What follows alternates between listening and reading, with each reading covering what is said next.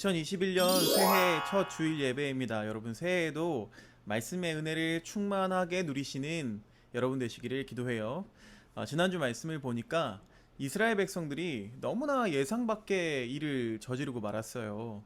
성막을 하나님께서 만들라고 하셨는데 금송아지 우상을 만들었다는 거죠. 이 죄가 보통 죄가 아니고 돌이킬 수 없는 치명적인 죄였어요. 하나님은 너무나 화가 나셔서 이스라엘 백성을 진멸해 버리려고 하셨어요. 그런데 이때 이 하나님의 진노를 막고 하나님과 이스라엘 사이를 화해시키는 한 사람이 등장합니다. 누구일까요? 바로 모세입니다. 오늘 말씀은 이 모세의 중보 기도에 관한 내용입니다. 기도에도 단계가 있어요. 하나님께 뭐 이것 주세요, 저것 주세요 이렇게 조르는 어린 아이의 단계가 있습니다. 조금 철이 들면 이제 가족들을 위해서 기도하죠. 그리고 조금 더 성숙하면 친구들을 위해서 기도합니다. 정말 성숙한 사람은 교회와 민족 또 전 세계를 품고 기도합니다. 우리가 오늘 말씀을 통해서 이 모세와 같이 수많은 사람들을 마음에 품고 중보 기도하는 성숙한 제사장들이 되시기를 간절히 축원합니다. 지난 시간에 이스라엘 백성들이 어떻게 우상 숭배의 죄에 빠지게 되는가를 우리가 살펴봤어요. 32장 1절 말씀 보니까 모세가 산에서 내려옴이 더딤을 보고 뭐라고 말했냐면 일어나라 우리를 인도하여 신을 만들어라. 모세가 어떻게 됐는지 뭐 죽었는지 살았는지 어디 도망갔는지 모르니까 우리끼리 대책을 마련하자라는 거예요. 그렇게 너무나 감정적이고 믿음이 없던 사람들이었죠. 저는 개인적으로 이 부분을 읽을 때 도저히 이해가 되지가 않았어요. 하나님으로부터 얼마나 큰 은혜를 입었습니까? 하나님이 열 재앙을 통해서 바로를 철저하게 치셨고 출애굽시켜 주셨어요. 뒤쫓아오는 바로의 군대를 또 홍해 바다에 수장시키시고 마른 땅을 걷게 해주셨어요. 만나와 메추라기로 배불리 먹여주셨고 반석에서 샘물이 나게 하셨고 낮에는 구름기둥 또 밤에는 불기둥으로 인도해 주셨어요. 시내산으로 올라오게 하셔서 제사장 나라 거룩한 백성으로 인쳐주셨어요. 세상에 수많은 민족이 있었지만 못난 노예 백성 이스라엘을 구원해 주시고 하늘나라 대표 백성으로 뽑아주셨습니다. 이 얼마나 크고 놀라운 은혜입니까? 결코 하나님의 은혜를 잊어서는 안 되죠. 그러나 이것이 바로 인간입니다.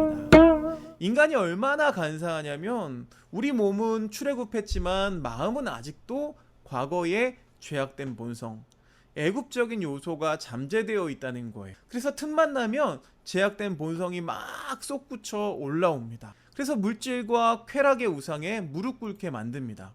하나님은 너의 백성, 내 양들이 부패했다, 타락했다, 썩었다 라고 말씀하십니다. 우리가 매일매일 하나님께 감사하고 그 구원의 은혜를 기억하고 주님과 교제하는 생활을 하지 않으면 금방 우리의 내면이 썩고 부패하게 된다는 거예요. 그런데 이스라엘 백성들의 문제가 남의 문제가 아닙니다. 바로 우리의 문제이고 또 나의 문제입니다. 하나님은 너무나 화가 나고 너무나 서운하셨어요. 어디까지 가셔야 되냐고 너! 그래서 9절에서 10절 말씀 보면 이 교만하고 목이 뻣뻣한 놈들 싹 쓸어버리겠다. 진멸해버리겠다 라고 하셨습니다. 이런 얘기예요. 야 모세야 나 말리지 마. 이 싸가지 없는 놈들 다 쓸어버리고 내가 새로운 민족 만들어줄게. 마 그때는 깡패가 되는 거야. 여러분이 모세 같으면 이때 어떻게 하겠습니까? 생각해보면 모세도 그동안 백성들 때문에 마음고생을 참 많이 했어요. 툭하면 애굽으로 돌아가자고 끄떡하면 돌 들고 달려드는 이 사람들한테 얼마나 많은 상처를 받았습니까? 저 같으면요 하나님 잘 생각하셨습니다. 저도 이놈들이 아주 싸가지가 없다고 생각합니다. 싹 쓸어버리고 새로 시작하시죠. 그렇게 했을 것 같아요. 그런데 모세는 어떻게 했어요? 우리는 중보자 모세의 성숙한 내면을 보게 됩니다. 그는 하나님의 진노도 충분히 이해했어요. 그러나 여기서 원칙대로 우리가 심판해버리면 죽도 밥도 안 됩니다. 이스라엘이 분명히 심판받을 짓을 했고 하나님도 공의의 속성상 심판하셔야 합니다.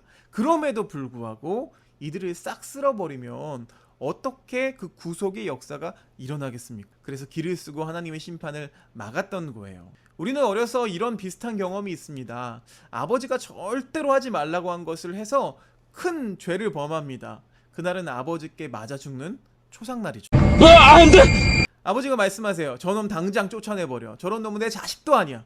몽둥이를 들고 막 화를 내십니다. 그때 해결사로 등장하는 분이 누구일까요? 어머니죠. 여보 참으세요. 제가 그렇게 하고 싶어서 그랬겠어요? 연약하니까 그러죠. 한 번만 봐줍시다. 무조건 잘못됐다고 빌어. 어머니가 중보 역할을 하셨죠. 이때 어머니의 중보하심이 없으면 큰일이 납니다. 어머니의 중보 때문에 아버지는 못 이기는 척하면서 화를 푸시죠. 모세가 바로 이 어머니 역할을 하고 있어요.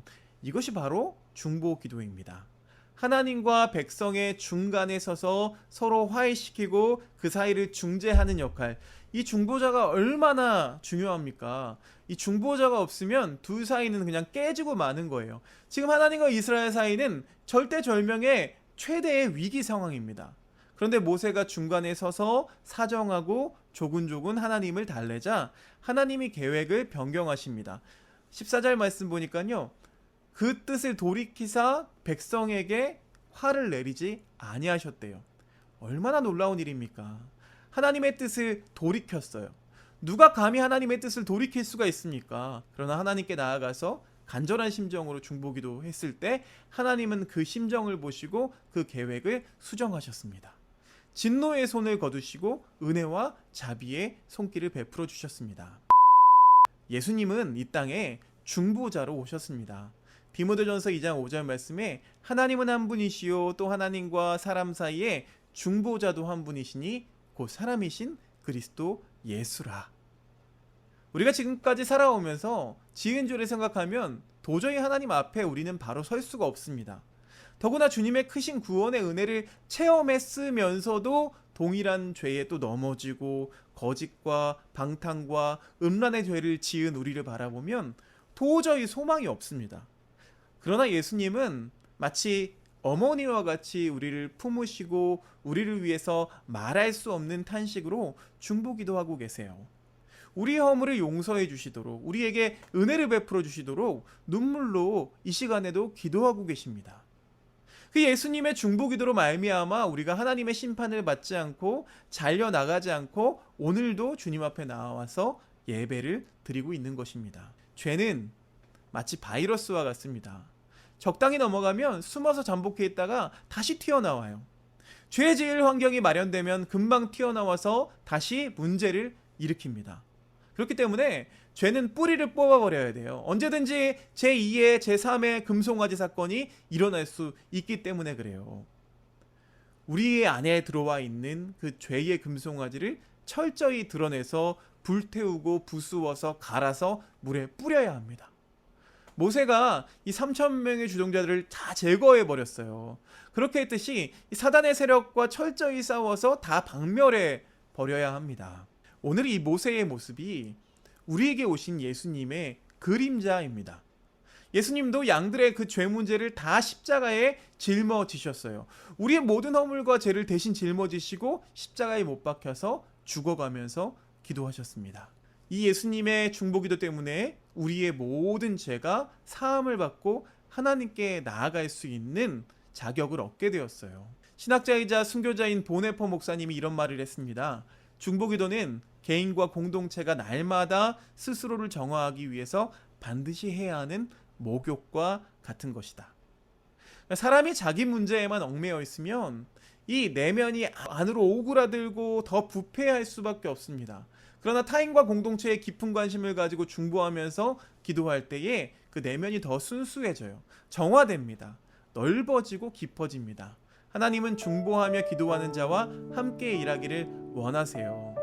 그러면서 그런 사람들을 당신의 사역 파트너로 삼아 주십니다.